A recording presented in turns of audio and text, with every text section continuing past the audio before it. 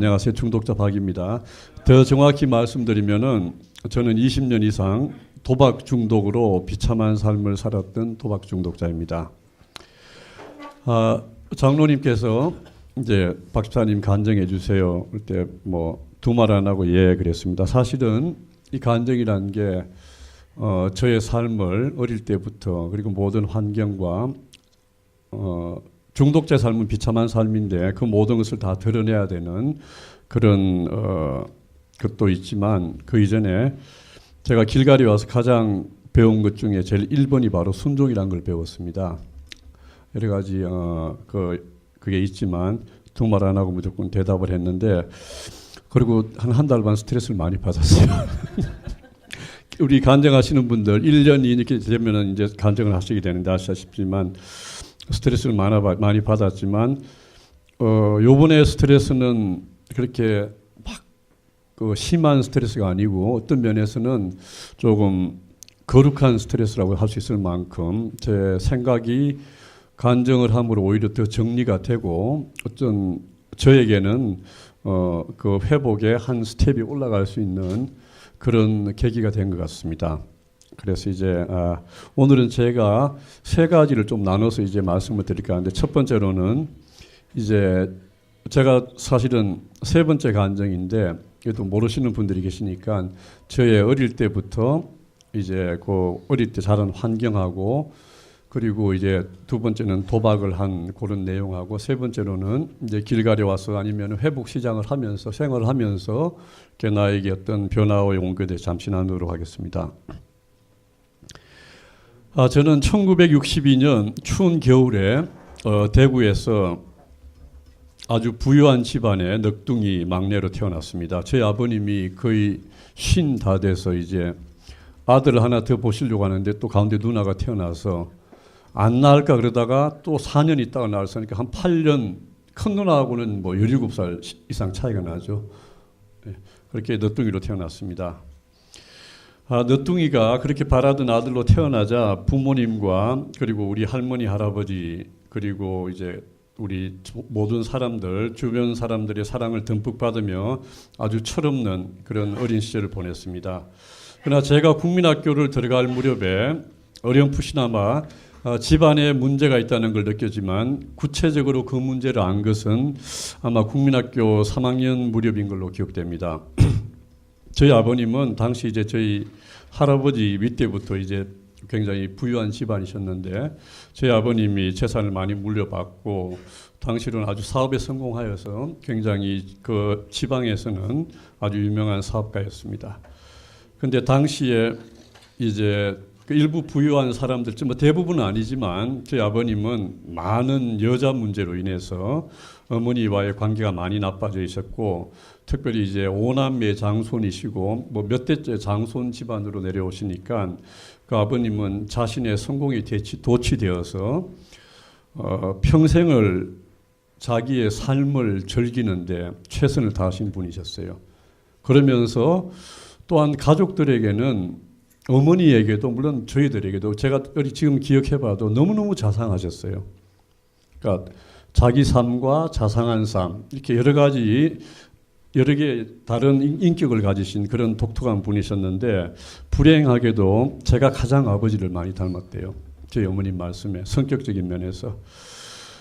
어쨌든 그런 부유한 집안의 장손에게 시집 온 어머니는 아버지의 그런 문제도 있고 그리고 장손이다 보니까 4명이나 되는 시동생들의 교육과 시집 모든 것들을 다 책임지면서 그리고 엄한 시부모님 밑에서 상당한 스트레스를 받았습니다. 그리고 이제 시부모님이 돌아가시고 나서는 아버님의 끝없는 여자 문제 등으로 인해서 정신적으로 상당히 스트레스를 받은 상태였는데 어머니는 친구들과의 뭐 그 당시 잘 살았으니까 뭐 유지들이죠. 부인들하고 같이 이제 모임을 옛날에는 개라고 그랬잖아요. 이렇게 모여서 한 달에 한 번씩 모여서 밥도 먹고 하다가 본인의 말로는 심심풀이 화토놀이를 시작했다고 합니다.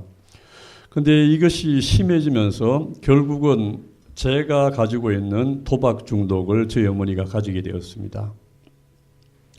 그러면서 이제 제 어릴 때 기억은 대부분 어머니 등에 업혀서 아버지를 찾으러 다른 여자분 집을 가고 아버지한테 팔에 잡혀서 어머니 화토 치는 데를 찾으러 가고 그런 생활이 거의 국민학교 졸업할 때까지 계속 되풀이 되었습니다. 그러던 가운데 제가 중학교 1학년경에 아버님의 사업은 완전히 다 기울고 중학교 1학년을 마치고 서울로 이사를 오게 되었습니다. 물론 그 전에 저희 큰 누나, 형, 작은 누나는 이제 대부분 저희 집이 국민학교를 대구에서 보내고 중학교부터는 이제 서울에서 교육을 시켰습니다. 이제 저만 국민학교에 남아있던 상태였죠. 이미 사춘기의 나이에 고향과 친구들을 떠나고 특별히 제 말 속에 아직도 사투리가 남아있는데 그 말투가 다른 서울로 그리고 기울어진 집안에 대한 불만 그리고 끊임없이 이어지는 부모님들의 다툼 이 모든 것은 나를 말이 없고 내성적이며 특별히 나 자신만 아는 이기적인 사람으로 변하게 되었습니다. 그러는 가운데 저에게는 두 가지 지금도 가지고 있는 두 가지 큰 강박관념이 있습니다. 지금 생각해 보면은 다 어릴 적에 환경 때문에 형성된 것 같은데 지금도 그 두 가지의 나쁜 그 강박관념이 나를 억누를 때가 많이 있습니다. 첫 번째는 바로 시간 문제인데 정해진 시간에 정해진 순서 혹은 약속이 제대로 지켜지지 않거나 진행되지 않으면은 정서적으로 굉장히 불안하고 그 시간이 다가오면은 굉장히 이렇게 긴장이 되는 그런 약속을 잊고 그리고 누굴 만나기로 했는데 1, 2분만 늦게 나오면 그 사람이 너무너무 미워지는 거예요. 두 번째로는 나 자신의 어떤 존재감을 거부하는 것. 이제 말이 조금 어렵지만 내가 어떤 대화를 할 때 어떤 나를 나타낸다든가 아니면은 나 자신 자체로를 잘 받아들이지 않고 거부감을 할 때는 굉장히 심한 그런 분노가 날 때가 많이 있습니다.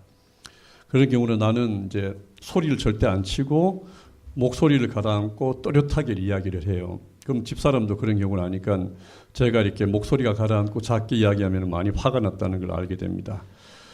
지금 기가를 통해서 그리고 회복 모임을 통해서 왜 나에게 이런 두 가지 안 좋은 정서상의 문제가 생긴다 생각해 볼 때 바로 어릴 때 어머니로부터 받은 상처 때문임을 알게 되었습니다. 먼저 시간 약속 문제는 어릴 때 어머니는 저를 놔두고 이제 도박하러 많이 가셨어요. 제가 뭐 아주 어릴 때 뭐 5살, 6살 때 엄마 금방 올게 그러고 어떨 땐 며칠씩 안 들어올 때가 있어요.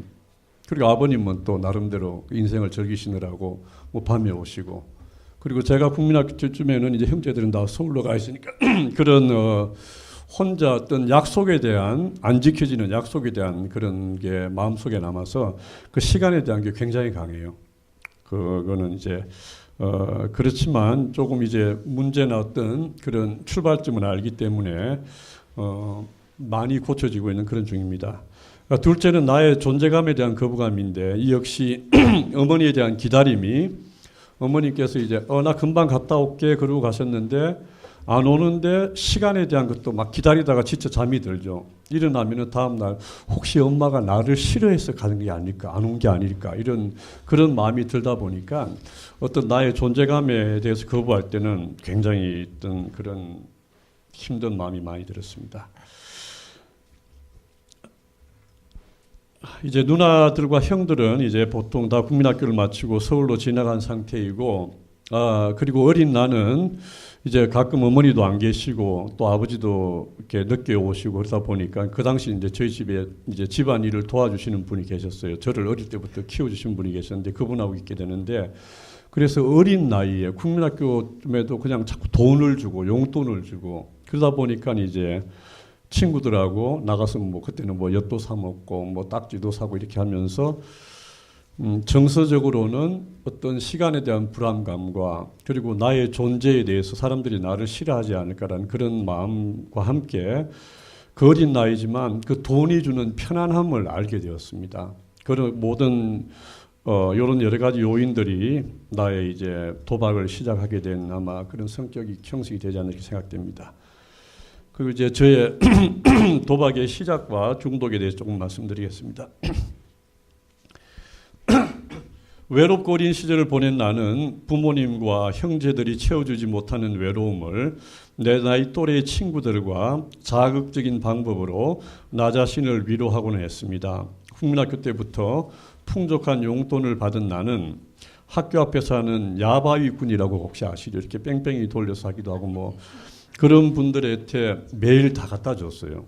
그러니까 기다리고 있다가 나오면은 막 이 리어카라 그러죠. 막 와요. 하라고. 그 선생님 보니까 골목으로 날 데려가서 막 하고 지금 생각하니까 막 나 속였던 것 같아요, 많이. 그리고 이제 아버님은 자신의 미안함을 항상 돈으로 표현했고 어머니는 또 마찬가지로 자신의 미안함을 굉장히 애정을 많이 쏟았는데 어떨 때는 냉정하게 나가고 어떨 때는 애정을 많이 쏟으니까 더 헷갈리는 게 어릴 나는. 그래서 그러면서 자꾸 이제 어떤 그 가운데 나 자신이 어떤 그 시계추같이 어느 쪽이 유리할까 나 자신만 아는 그런 형성이 되었습니다. 그래서 어릴 때부터 친구들과 유원지 가서 놀면서 특히 아버님이 그 당시 아침에 갈 때마다 안 믿어지겠지만 그 국민학생을 그 옛날에 500원짜리 있죠. 까만 돈. 뭐 세종대왕 임금요. 그걸 한 장씩 줬어요. 저도 왜 그렇게 줬는지 이해를 못 가요. 그러면 그 돈이 쓸 데가 없거든요. 근데 그걸 한 장만 가지고 유원지 가도 5명이 하루 종일 놀아요. 뭐 10원, 뭐 몇 원, 5원씩 하는데. 그래서 이제 친구들하고 주로 이제 어뮤즈먼트 파크이죠. 여기 보면은. 그런 데 가서 뭐 타고 이렇게 뽑기 하고 뭐 던져서 이렇게 하는 그런 걸 많이 했습니다. 근데 그 당시에 그렇게 친구들이 하면은 막 나를 많이 따라오는 거예요. 나는 그게 내가 잘난 걸로 아는데 그게 잘난 게 아니라 가서 돈 써주고 놀아주니까 이제 그러면서 그게 이제 점점 크면서 야, 이렇게 돈이 이런 힘이 있구나를 점점 더 많이 깨닫게 되었고 특별히 외롭고 내가 이제 아무래도 혼자 있다 보니까 이제 외로움을 많이 타게 되죠. 그러다 보면 또 친구들하고 또 가고 그래서 결국은 외로움을 자꾸 돈으로 바꾸는 그런 딜을 많이 하고 살았던 것 같습니다. 그러다 이제 중학교 들어가면서 집안이 기울고 서울로 이사를 와서는 전과 같이 풍족하지 않은 생활이 또 불만이었고 내성적인 나는 우리 집안에 안 좋은 그런 어머님, 아버지 그런 어떤 그리고 사업이 망해서 서울로 온 여러 가지 그런 내용을 이야기하기 싫어서 친구들을 많이 사귀질 않았어요. 중고등학교 때는 거의 그냥 학교에서 만나는 정도고 뭐 집으로 오고 제일 한창 좋아야 될 그런 시기인데 그런 시기를 많이 보내지 못했습니다. 그리고 이제 대학을 졸업하고 이게 또 여러 가지 사연이 많은데 시간이 너무 걸릴 것 같아서 이제 제가 가정을 꾸리고 나서 이제 그동안 숨겨져 있던 내 속의 약점들이 하나씩 밖으로 나타나기 시작했습니다. 이제 가정을 꾸리고 내가 이제 모든 그런 하나의 가정을 책임지고 그런 입장이 되면서 내가 어떤 뭔가를 리드한다는 그런 입장이 되면서 그동안 이제 딸려가던 입장에서 바뀌니까 내 속에 있던 어떤 안 좋은 버릇들이 하나씩 나타나게 됐습니다. 저는 대학에서 음악을 전공하였고 대학을 졸업한 후에는 이제 시에서 운영하는 그 시립합창단에 들어가게 되었습니다. 그 시립합창단 생활이랑 요새는 모르겠는데 벌써 뭐 20년 전의 이야기인데 참으로 시간과 돈이 많이 남는 그런 그 직업이었어요. 그리고 좀 음악을 한 사람끼리 한 40-50명이 모이다 보니까 어떤 동질감이 있기 때문에 그 예를 들면은 아침에 9시 반에 출근해서 1시에 끝나요. 그리고 80년대 말에 그 당시 한 100만 원 정도 주고 뭐 이렇게 굉장히 시간과 돈이 여유가 많은 그런 직업이었어요. 그것도 뭐 나라에서 하는 거니까 뭐 행사를 가면 또 돈을 받고 뭐 전국을 많이 다니고 뭐 여러 가지 그런 어떤 그런 생활이었습니다. 1시에 끝나다 보니까 그 피가 끓는 남자들이 할 게 뭐가 있겠어요. 특별히 저같이 그 도박이나 이런 쪽을 소질이 많은 사람들이 매일 끝나면은 당구장을 갔어요. 당구장에 가서 뭐 당구는 이제 그렇지는 않고 그 당구장 주인이 사는 방을 빌려서 이제 카드 포커 게임을 하기 시작했었죠. 그러니까 아침에 집에서 8시 반에 나오면은 1시에 끝나면은 2시나 3시에 와야 될 사람이 결혼하고 신혼 1년 반 동안은 빨리 가면 1시, 좀 늦게 가면은 다음 날 7시에 갔다가 세수하고 8시 출근하고 그런 생활을 1년 반을 했습니다. 학교를 졸업한 해인 4월 달에 결혼한 나는 신혼 1년 반 동안을 매일 정말 에버러지로 새벽 한 2-3시에 들어가는 생활을 반복하였고 정말 철없이 23살에 시집온 아내는 매일 밤 늦게 오는 남편을 기다리다가 잠들곤 했습니다. 처음에 한 1년 정도는 저희 집사람은 뭐 너무나 어릴 때부터 교회에 자랐기 때문에 아무런 그런 내용을 모르고 남자들은 다 1시에 퇴근하는 모양이다. 그리고 몰랐었어요. 그러다가 이제 이제 친정 어머니하고 이야기하다 보니까 이게 아닌 것 같으니까 조금씩 이제 다툼도 시작되었고 뭐 이제 그러면서 한 1년 지나면서 이제 다툼이 많이 시작되었죠. 근데 신혼이 되고 또 젊다 보니까 저 남자고 하니까 내가 욱박 지르고 이런 식으로 이제 1년 반을 살았습니다. 벌써 이제 본격적인 나의 도박 중독은 아마 이제 이렇게 제가 학교를 졸업하고 합창단에 들어가면서부터 시작된 것 같아요. 어떤 날은 그때 아마 월급을 은행으로 넣어줬던 것 같아요. 월급이 나오는 날이면은 전부 다 은행이 다 찾아요. 그래서 한 집에 모으자 그래가지고 그거를 또 같이 있던 직원 합창단은 집에 가가지고 다 꺼내놓고 해서 한 명이 한 5명 한 달치 월급을 다 가져가고 그리고 집에 가서는 다음 달에 같이 들어온다고 그럼 잘 모르니까요. 그렇게 속이곤 했습니다. 아주 상당히 그 당시부터 벌써 심각한 도박 중독이 시작되었습니다. 그래서 집사람과 저는 거의 1년 반 이상 이제 반복되는 그런 안 좋은 합창단 생활에서 무언가가 바뀌어야 됐다는 생각을 하게 되었고 결국은 결혼 2년 후에 우리 부부는 러시아로 유학을 가게 됩니다. 그 유학 자체도 결국은 공부라는 목적도 있지만 어떤 생활과 어떤 그 안 좋은 습관에 대한 저 자신은 그런 변화를 기대했고 집사람은 두 가지 다 같은 그런 기대를 했습니다. 새로운 환경에서 유학 생활은 우리 부부에게 활력과 희망을 주었지만 1년도 채 안 되어서 다시 한번 나의 도박과 돈을 탐하는 성격이 드러나게 됩니다. 당시 이제 우리 부부가 다니던 교회가 이제 모스크바 선교교회라는 교회인데 그 당시 같이 섬기던 전도사님의 부인의 소개로 여름 방학 때 아르바이트로 여행 가이드를 하게 되었습니다. 이것이 내 인생의 가장 나쁜 선택이었습니다. 지금 생각해도 그 당시 그 선택만 아니었으면은 이렇게까지 어려움을 당하지도 않았고 내 삶이 전혀 계획과는 다르게 달라지지 않았는데 그 사모님의 이제 한번 그 말 좀 소개로 제가 한 제 선택이 가장 나쁜 선택이었습니다. 그때는 1992년 당시였는데 그 당시로는 한국과 수교가 거의 되기 전 상태였고 전혀 한국 사람 가이드가 없었고 그리고 한국과 수교가 된 이후에도 많은 여행객들이 들어오면서 그 당시 이제 보통 고려인이라고 그러죠. 고려인이라든가 아니면 러시아 사람이 한국말을 전공한 사람이었는데 한국 사람으로는 아마 제가 알기로는 제가 1호 가이드였었어요. 그리고 당시 제 나이는 30살이고 인생에서 가장 자신이 있던 시기였기 때문에 정말 거침없이 일을 하였고 여름방학 3달간 엄청나게 많은 돈을 벌게 되었습니다. 그리고 또 내 인생에 있어서 가장 불행한 일이 시작된 시기이기도 합니다. 저는 트루 가이드라고 해서 공항에서 여행객을 만나서 다른 나라에 갈 때까지 모든 일정을 같이 해요.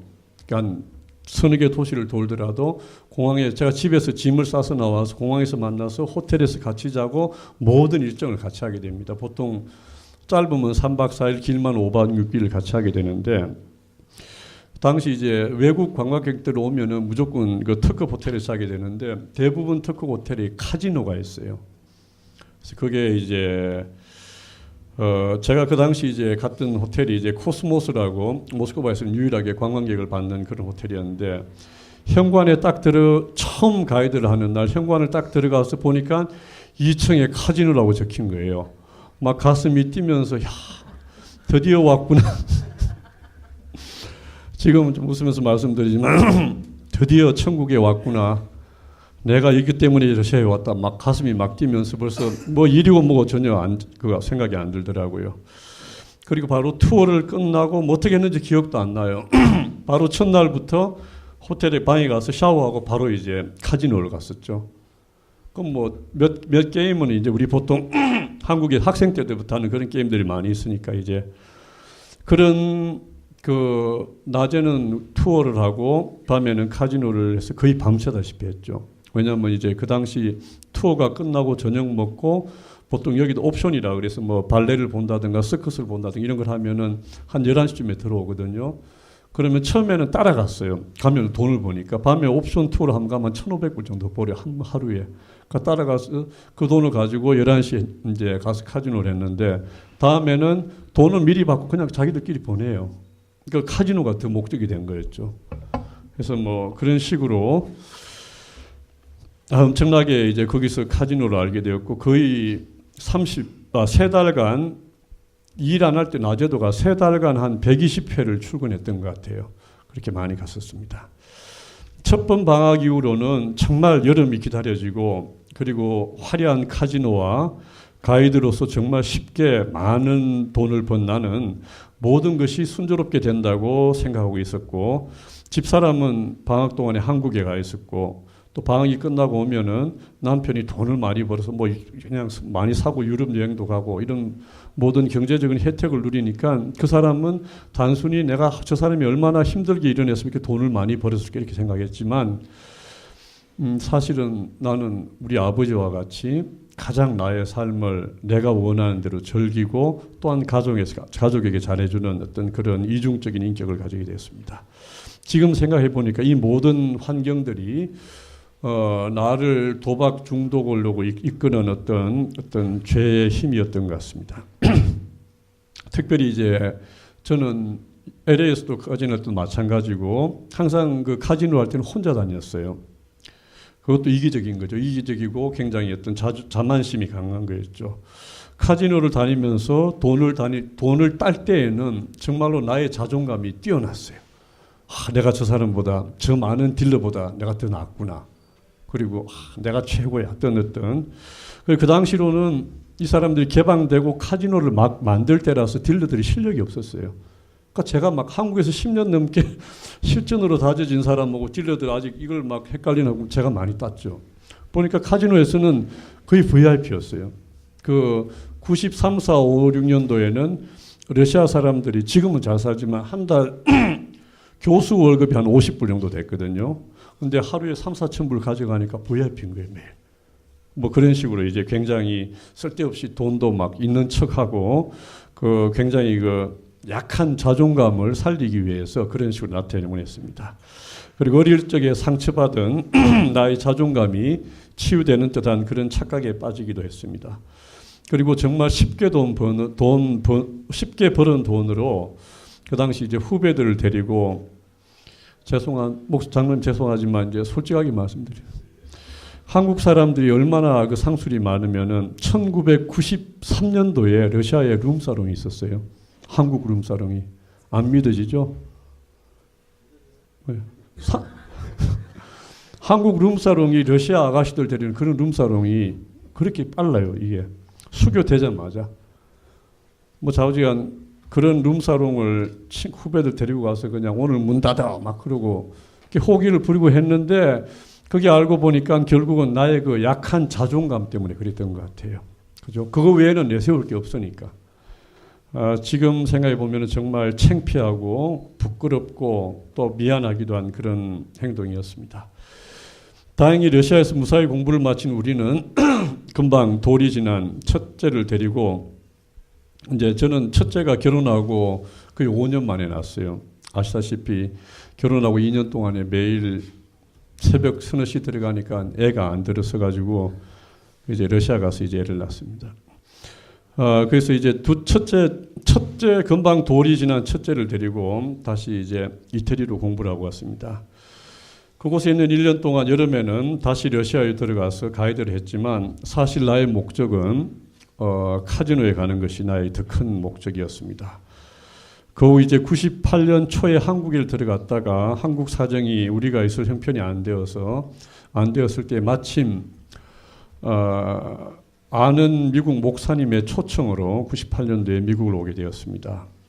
미국에 온 후에도 이미 카지노의 맛을 본 나는 항상 그 카지노에 대한 생각이 내 모든 사고방식과 생활을 지배하게 되었고, 사실 저희 형이 이제 저기 샌프란시스코에 비즈니스 하시는데, LA를 온 이유는 이제 형의 비즈니스를 LA에서 이제 하려고 했었는데, 모든 상황이 그쪽하고 이쪽은 너무 맞지 않아서 비즈니스를 하지 못하게 되었고, 그때 마침 교회에서 만난 한 형제와 지금도 정말 형제같이 지내는 그 착한 한 형제와 같이 장사를 하게 되었습니다. 당시 이제 옷가게를 하였는데 그 형제는 내가 도박에 문제가 있는 걸 전혀 몰랐었고, 심지어 이제 목사님을 모시고 계엄 예배를 할 때도 카지노에 갔다가 늦게 오는 바람에 예배 다 끝나고 온 적이 있습니다. 그래서 이제 뭐 차가 막혔다고 이렇게 핑계를 댔지만 그런 정도로 심하게 중독이 되었고, 근데 다행히 비즈니스는 너무너무 잘 되었어요. 잘 되어가지고 두 번째 가게를 사서 6개월 만에 정말 몇십만 불이라는 돈을 남기고 또 가게를 팔게 되었습니다. 그 돈을 가지고 이제 세 번째 가게를 이제 셋업을 하게 되었는데, 이게 또 다시 불행의 시작인데, 바로 제가 잘 가는 카지노 바로 앞에 가게를 셋업하게 되었어요. 저희가 있던 가게가 있던 데가 이제 시티 오브 벨에 있었는데, 그 당시 랜드로드가 그 벨가든의 그 바이스클이랑 카지노인데 그 앞에다가 그 쇼핑센터를 디벨롭하면서 너희들이 오면은 좋은 그걸로 주겠다. 뭐 6개월간 프리렌트에 테넌트 임프루브먼트를 5만 불 캐시로 주고 여러 가지 좋은 딜이 들어와가지고 할 수 없이 가게 되었는데, 그게 바로 내가 매일 가던 그 카지노 앞이었습니다. 그 공사를 하는 가운데서 그 친구는 이제 자기가 가게 하나 맡아서 하고 제가 공사를 셋업하기로 했는데, 얼마나 카지노에 정신이 빠졌으면은 아침에 가게 이제 공사하는 가운데 키를 주고 전화로 이제 그 전날 밤에 키를 받고 당신들이 열고 들어갔다가 당신들이 자꾸 나가라고 이런 식으로 다 맡겼어요. 그러니까 뭐 공사가 될 리가 없죠. 그만큼 이제 정신이 빠져서 나는 이제 바로 매일 카지노를 출근했고요. 정말 또 안 좋은 일 중에 하나는 그 가게를 셋업하는 가운데 그 카지노에서 내 인생에 가장 많은 돈을 따게 되었습니다. 너무 많이 돈을 따게 되어서 거의 한 40시간을 했는데, 나중에는 이제 그 어카운트를 오픈하고 우리 보통 갬블러들이 말하는 마크를 쓰게 된 거죠. 그 이제 몇십만 불을 따게 됐죠, 하루 저녁에. 그 당시로도 집사람은 나의 이제 어떤 그런 도박적인 성향은 알지만 설마 미국에서까지 그렇게까지 그냥 가게 셋업 안 하고 힘든가 보다, 뭐 밤에 1시에 전화하는데 지금 가게인데 나 피곤하니까 그러면 그냥 끊고 이런 식으로 넘어갔었는데, 철저하게 이중적인 생활을 했던 거였습니다. 집과 교회와 다른 사람에게 보여지는 나의 모습과 그리고 안 보여지는 나 혼자 있을 때 갬블하는 모습은 전혀 다른 사람이었습니다. 시간이 그 하늘 아래 비밀은 없다는 듯이 시간이 지나면서 나와 같이 동업을 하던 그 친구는 결국 나의 이제 도박 중독을 하게 되었고, 다행히 그 친구는 그런 걸 싫어해서 어느 선까지 가서 그 이후는 둘이 갈라지게 되었습니다. 그래서 우여곡절 끝에 서로 가게를 하나씩 나눠 가지고 지금도 그 친구는 가게를 잘하고 있고 저는 가게를 이제 다 갖다 바쳤죠, 벌써. 이미 이성이나 정상적인 사고는 마비되었고, 어릴 때 내가 그렇게 싫어했던 어머니의 행동을 내가 똑같이 하고 있었던 것입니다. 그 아버지와 어머니의 어떤 이중적인 그런 모습들을 약간 몇 가지 마음 아픈 일을 조금 이제 말씀드릴게요. 제가 한창 카지노에 빠져 있을 때 우리 집사람과 다툰 후에 집을 나오려고 가방을 싸고 나왔어요. 근데 이제 그 당시 나를 막았은 애가 그때 국민학교 가기 전이니까 막 한 4살쯤 된 우리 첫째 딸이었어요. 지금도 그 모습이 안 잊어지는데 문 앞에 손을 벌리고 아빠 가지마 그러더라고요. 그래서 지금도 항상 그 모습을 생각하면은 마음이 아프고, 그래서 유난히 첫째 딸에게 많이 이렇게 정이 가는 것 같습니다. 그리고 둘째 딸은 지금도 내가 전화만 하면은 항상 묻는 말이 아빠 언제 와입니다. 그 50년 전에 40몇 년 전에 제가 엄마에게 묻던 그 말을 똑같이 하는 걸 보고 어떨 때는 너무너무 마음이 아플 때가 많이 있었어요. 그렇지만 지금은 그 두 딸이 많이 치유가 되었고 너무너무 아빠에게 그리고 또 사람들에게 사랑받는 딸로 잘 자라고 있습니다. 그 이후에 저는 2005년에 가게를 완전히 정리하고 우리 결혼 기념일 날 집사람의 성화에 못 이겨서 테레스티아스를 다녀오게 되었습니다. 그리고 테레스티아스를 다니고 나서 이제 다시 지금 제가 다니는 직장에 취직하게 되었습니다. 테레스티아스를 가다 와서 저는 내 인생에 이제 가장 큰 은혜를 받고 거의 한 달간 눈물과 어떤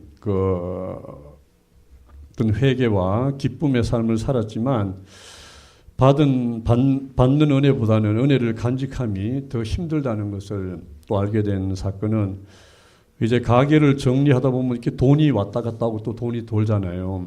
그러니까 그게 완전히 내 마음속에 정리가 안 되었던지 그 책을 받고 한 2만 불은 캐시로 주세요. 그냥 그렇게 오더라고요. 파는 사람이. 그 순간적으로 이게 또 머리가 돌아간 거예요. 그 말만 안 했으면 그냥 책 받고 집사람은 주면 되는데 그게 저도 알 수 없어요. 어떻게 내 입에서 그 말이 나온지도 모르고. 그래서 책 갖다 주고 다 줬다 그리고 끝나고 이제 저는 또 바로 그냥 돈이 있으니까 또 이제 재발을 하게 된 거였죠. 뭐 재발이 아니라 이제 다시 도박을 한 게 되었죠. 결국은 내가 가진 게 하나도 없을 때 나의 가장 밑바닥에 떨어졌을 때는 안 하게 되는 게 도박인 것 같아요. 그래서 하나님께서 그런 환경조차도 이렇게 안 하게 도와주신 것 같습니다. 지금은 안 나오지만 우리의 회복 동료인 전정환 집사님은 저하고 우리 길갈 나오기 전에 저기 다른 지역에서 이제 회복 모임 한 1년간 같이 다녔습니다. 전 집사님이 여기 이제 2005년 6월 달에 길갈이라는 곳에서 모임을 시작한다 그래서 같이 나오기 시작이 되었죠. 길갈에 나온 첫 예배를 드릴 때 장로님의 그 말씀을 듣고 저는 너무나 큰 은혜를 받았습니다. 그리고 그 이후로 기적과 같이 딱 길갈에 나오고 그 순간부터 3년간 도박을 안 했어요. 그리고 우리 직장은 그 당시 이제 직장이 이제 경기가 좋을 때니까 돈까지 주면서 라스베가스 2박 3일 여행을 시켜준 거예요. 근데 정말 안 처음에는 좀 망설여졌는데 제가 한 2년 정도 수업을 하고 있을 때인데 집사람도 뭐 한번 가보자 해서 둘이 같이 가서 뭐 카지노 테이블을 지나고 다녀도 정말 아무런 생각이 없더라고요. 그때 모르겠어요. 아마 하나님의 은혜였던 것 같아요. 그렇지만 그 깊은 내용이 없는 그런 모양만 있는 회복 생활은 결국은 회복이 오래 가지 않게 되더라고요. 형식만 있게 되고 깊은 내용이 없는 관계로 어떤 새로운 하나의 계기를 통해서 다시 재발을 하게 되었고 그 이후에 다시 1년 이렇게 두 번의 재발을 더 거쳐서 바로 오늘입니다. 3년 전 10월 8일 날 마지막으로 세 번째 재발을 하고 오늘 이제 3년 두 번째 만에 맞는 3년 회복 생활입니다. 성경에서는 3이라는 숫자를 완전한 수라고 그러더라고요. 이제 3년간 수업을 했고 3번 재발했으니까 더 이상의 재발이 없기를 바랍니다. 자, 지금까지가 제가 오면서 저의 이제 도박했던 어떤 도박의 생활이고 짧지만 우리 길갈에서의 이제 변화에 대해 잠시 말씀드리고자 합니다. 이제 두 번째 맞는 나의 3년 회복이지만 시간이 갈수록 더욱 두렵고 조심스러워지며 다만 겸손한 마음과 정직함을 하나님께 구할 뿐입니다. 아직은 자신 있게 회복되었다고 말할 수는 없지만 그래도 길갈을 통하여 오직 그분이 주시는 겸손과 인내와 정직만이 내 삶의 모든 약점들을 강하게 해주고 내가 나의 약함을 인정하고 고백할 때에 주님이 역사하신다는 것을 배웠습니다. 이제는 나는 나의 수치심을 벗어버리겠습니다. 왜냐하면 예수님이 나를 하나님의 아들로 인정하셨습니다. 나를 붙잡고 있는 모든 상처와 성격상의 못난 점을 벗겠습니다. 그건 내가 어떻게 할 수 없는 일이고 오직 주님만이 치유해 주실 것입니다. 나를 붙드는 부정직과 교만함에서 벗어나겠습니다. 오직 그분의 도우심만 의지할 수 있게 도움을 구하겠습니다. 20년이 넘는 중독 생활을 통하여 나를 보는 눈을 열어주시고 나를 붙잡는 약한 자존감과 이유 없는 교만함을 보게 해주신 주님이 앞으로의 나의 삶도 올바른 자리에서 빛의 자녀로서의 삶을 살 수 있게 해주실 줄 믿습니다.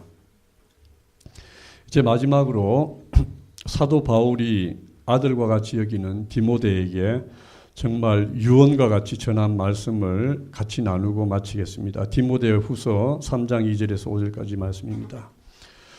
사람들이 자기를 사랑하며 돈을 사랑하며 자랑하며 교만하며 비방하며 부모를 거역하며 감사하지 아니하며 거룩하지 아니하며 무정하며 원통함을 풀지 아니하며 모함하며 절제하지 못하며 사나우며 선한 것을 좋아하지 아니하며 배신하며 자만하며 쾌락을 사랑하기를 하나님 사랑하는 것보다 더하며 경건의 모양은 있으나 경건의 능력은 부인하니 이 같은 자들에서 내가 돌아서라.